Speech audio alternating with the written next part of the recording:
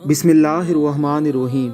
सारे मेहमानों की नज़रें दरवाजे पर लगे लगे थक गई। दुल्हन आने का नाम ही नहीं ले रही थी। आज वलीमे की तकरीब है और सारा हाल मेहमानों से भरा हुआ है। स्टेज था कि बिन दुल्हन के सोना पड़ा था। खासी ताहीर के बाद जब दुल्हन स्टेज पर आई तो मैंने उनकी नंद से वजह पूछी कि इतनी ताहीर क्यों हो गई, क्योंकि सर्दी लम्हा ब लम्हा बढ़ रही थी।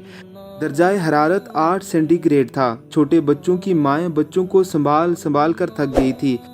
नन ने जो जवाब दिया उसने मुझे वीडियो बनाने पर मजबूर कर दिया। वो बड़े ही नाज से बोली, भाभी का फोटो सेशन चल रहा था, उसने तूल पकड़ लिया। मैंने सवाल किया कि अच्छा तो भाई और भाभी उसमें मसरूफ़ थे। उसने कहा कि नहीं नहीं, बस भाभी ही थी, भाई तो पहले ही हाल में पहुंच चुके थे, क्योंकि अब्बू जान ने उन्हें कहा था कि मेहमानों को रिसीव करना। वो 20 या 22 बरस की लड़की जो खुद भी इंतहाई खूबसूरत लग रही थी, दुल्हन को स्टेज के हवाले करके अपनी दोस्तों में घुल मिल गई। अचानक मुझे महीने भर कबल का वो मंजर याद आ गया जब हम भतीजी की शादी में हाल में दाखिल हुए तो हाल में बने ब्राइडल रूम के बाहर खासे लोग जमा हो चुके थे। जब वजह मालूम की तो पता चला कि इस वक्त फोटो सेशन हो रहा है। मूवी बनाने वाले दोनों नौजवानों ने सबको कमरे से बाहर निकाल दिया है। वो मुदाखलत में काम नहीं कर सकते तो सरता पा लरज कर रह गई।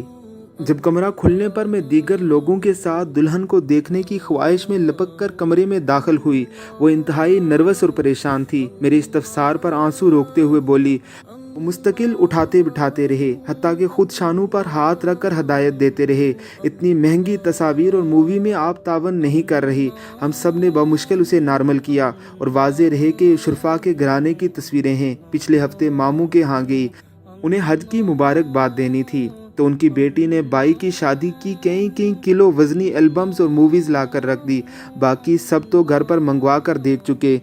मूवी भी सबके घर से होकर आ गई। आपने दिलचस्पी नहीं ली। 2 सफ़े उसके शिकवे पर दिल रखने के लिए पलट लिए। ये बज़ाहिर कोई ऐसी बात तो नहीं जो आपके लिए नई हो। आप सबकी नज़र से भी वो वीडियोज़ एल्बम बार बार गुजरी होंगी। ये माशरे के घर घर की कहानी है। वो फ़ोटोज़ और वीडियोज़ जो माँ बाप भी देखते हैं, नाना नानी मामू खाला सब देखते हैं। बड़े बड़े ख़ानदानों में किसी को भी ख्याल नहीं आता कि देखा देखी में हम किस तबाही के घड़े पर जाकर खड़े हो चुके हैं। ये अंधी तकलीद हमें किस अंधेरी गली में खड़ा कर चुकी है। जो कुछ मीडिया पेश कर रहा है, अदाकाराएं इंडिया में जाकर पेश कर रही हैं। वो माशरे का ख़ास तबका है, लेकिन उसका असर व नफूस इस दर्जे में माशरे का एक हयादार बाइज़्ज़त घराना भी अपनी बहू बेटियों को यूं अयार के लिए पेश कर देता है।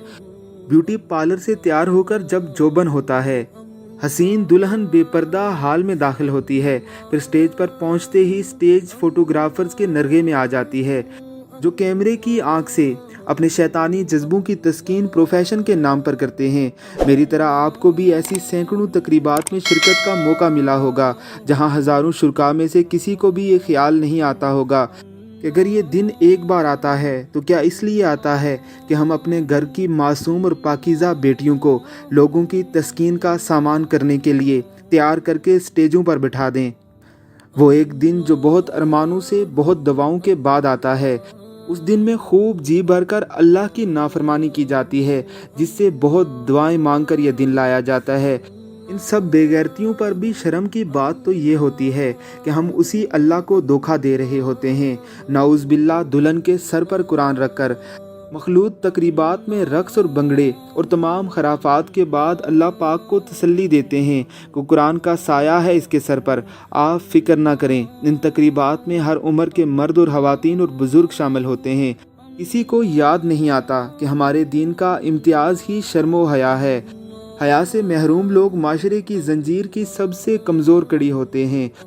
हया अगर माशरे से उठ गई है तो इसमें हैरत भी क्या है।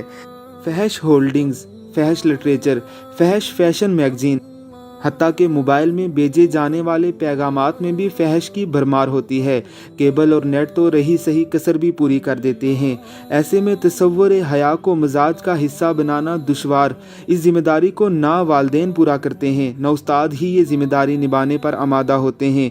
जहाँ कपड़ों की नुमाइश और मॉडल गर्ल्स की मुस्कुराहटें और हुसन चीज़ों की कीमतों का तयन करता हो, फहश किस्म के मजाक शख्सियतों का हिस्सा बन जाते हैं, बिहाई के मनाजिर लुत्फ़ का ज़रिया बन जाते हैं, तब हम अखबारात में छपने वाली उन ख़बरों पर इजहार अफसोस करते रह जाते हैं कि दरिंदा सिफ्त लोग छोटी बच्चियों को हवस का निशाना बनाकर कत्ल कर देते हैं।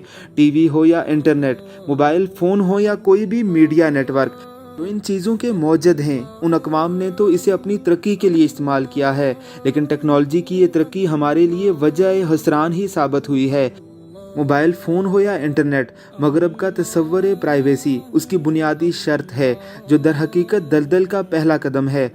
वालदेन ने इन ख़तरनाक असदहों के साथ अपनी औलाद को तन्हा छोड़ दिया है। इसकी एक वजह यह भी है कि बच्चे इस टेक्नोलॉजी की दानाई में जितने दूर निकल गए हैं, वालदेन उसके हरूफ अबजद से भी वाकिफ़ नहीं। वो बच्चों के नेट के साथ गुजरे वक्त को उनकी काबिलियत तसव्वुर करते हैं। कम उम्र बच्चों को इस टेक्नोलॉजी के हवाले करना दर हकीकत उन्हें गहरी खाई में धकेलने के मुतरादिफ है। बच्चे वालदेन की किसी भी मुदाखलत या मॉनिटरिंग को जासूसी ख्याल करते हैं।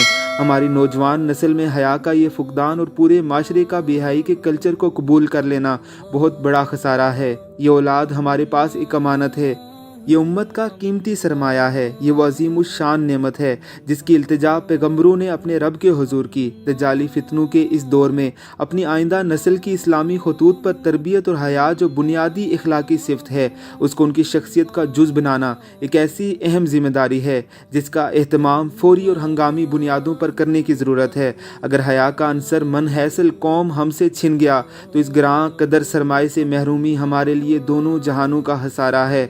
दर हकीकत इस वक्त अपने जी की चाह पूरी कर रहे हैं, क्योंकि नबी अकरम सल्लल्लाहु अलैहि वसल्लम ने फरमाया, जब तुम हया न करो तो जो जी चाहे करो। अल्लाह हम सबको हदायत अता फरमाए। आमीन सुम आमीन।